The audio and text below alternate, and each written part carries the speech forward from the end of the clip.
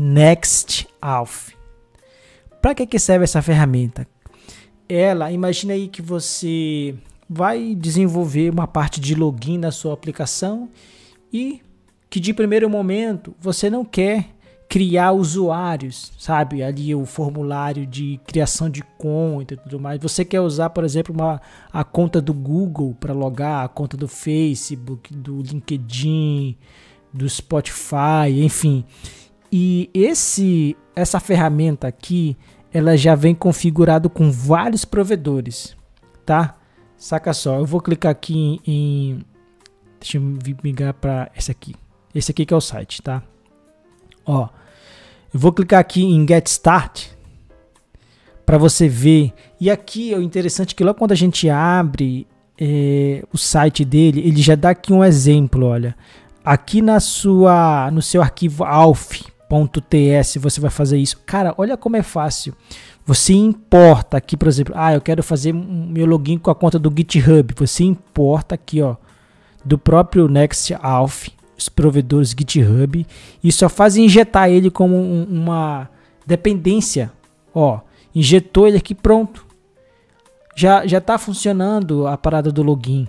Então você vai vir aqui em Get Start e olha só, aqui em Get Start ele vai dar alguns frameworks que você pode trabalhar. Eu vou clicar aqui em Next. Pronto, você faz aqui a instalação normal, configura algumas variáveis de ambiente que é preciso você fazer isso, tá? E lembrando que essas variáveis de ambiente, por exemplo, .env, ela é preciso estar no seu Git Ignore, tá? Para ela não subir para o seu repositório lá. Senão a galera vai ver a sua chave secreta. Então assim, env, e aqui embaixo as configurações são mínimas. Eu criei aqui um arquivo auth, tá? Eu vou mostrar aqui depois na prática como é que ele está funcionando. Olha aqui o arquivo auth, depois você joga aqui dentro do seu API auth lá do Next, configura também esse arquivo aqui e o middleware. Pronto. Na minha aplicação, basicamente o que foi que eu fiz? Olha só, eu tenho aqui meu arquivo auth, tá?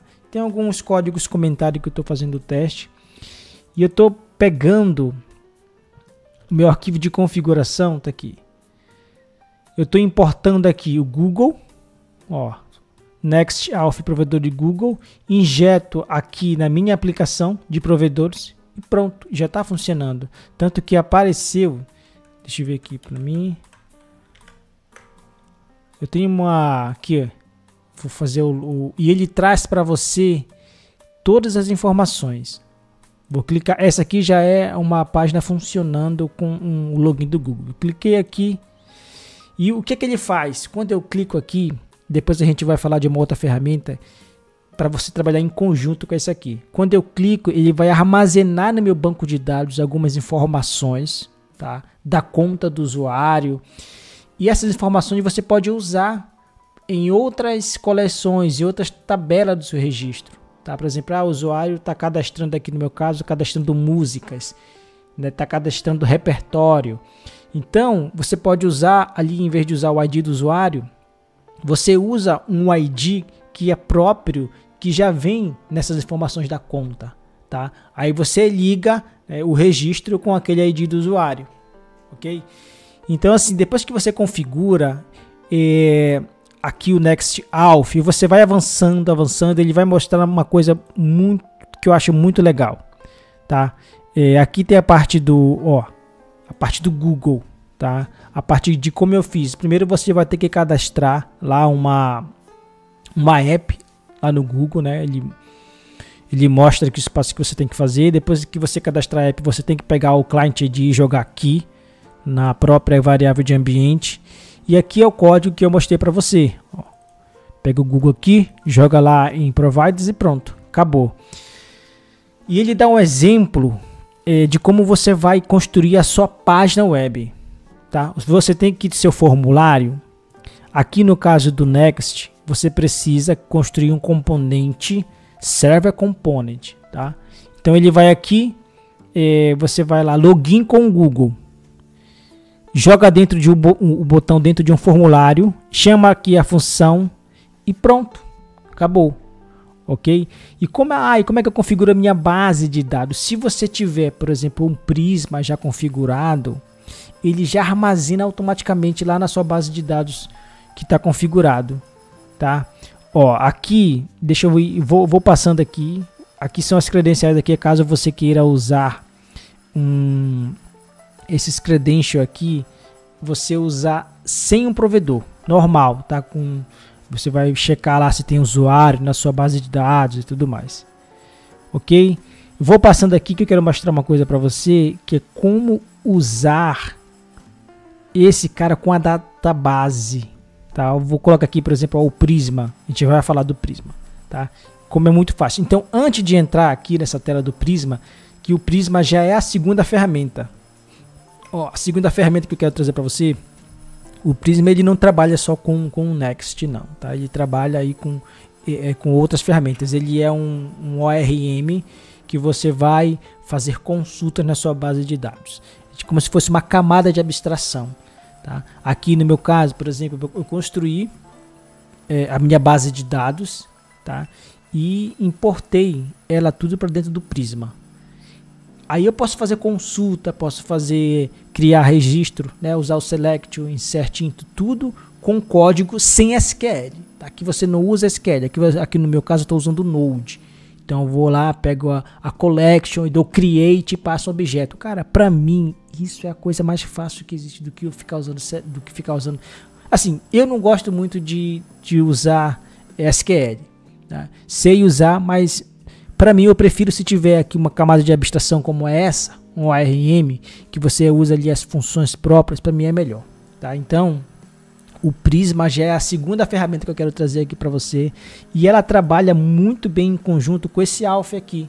Depois que você configura o Alf, e você vai dizer lá, olha, você pode escolher aqui, cara, ele tem vários bancos de dados para você trabalhar.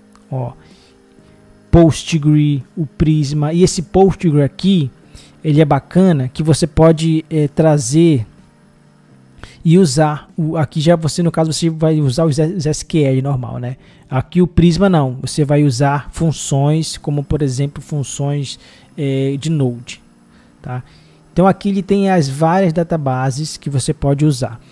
Olha só, depois que você fez toda essa configuração aqui, você instala o Prisma no seu projeto. Tá? Eu vou trazer aqui para o canal um projeto que a gente vai desenvolver usando essas ferramentas, tá? Então esse vídeo aqui é mais para a gente fazer uma explicação bem rápida sobre o que é cada ferramenta. Ainda não é a implementação em si. Nós vamos trazer um vídeo aqui para o canal que a gente vai construir um projeto com essas ferramentas aqui. Então o objetivo é só mostrar, tá? E como é que você pode fazer toda a instalação. Então aqui nós já vimos duas ferramentas, o Alf e o Prisma.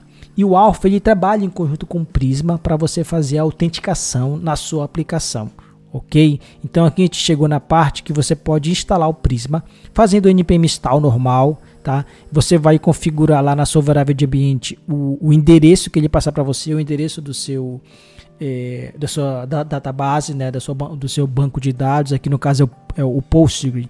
Então você vai colocar lá naquela mesma variável .env, você vai colocar aqui, ó, a variável database URL, tá? Você vai configurar aqui também, você vai mexer novamente no seu arquivo Alf, ok, isso aí, beleza. E o interessante é que aqui, isso quando eu vi a primeira vez, eu achei muito interessante porque ele ajudou bastante, cara. Ajudou bastante. Por exemplo, olha, se você tem um banco Postgre, o que ele faz? Quando você instala o Prisma no seu projeto, ele vai gerar um arquivo chamado schema.prisma, que é esse aqui, ó.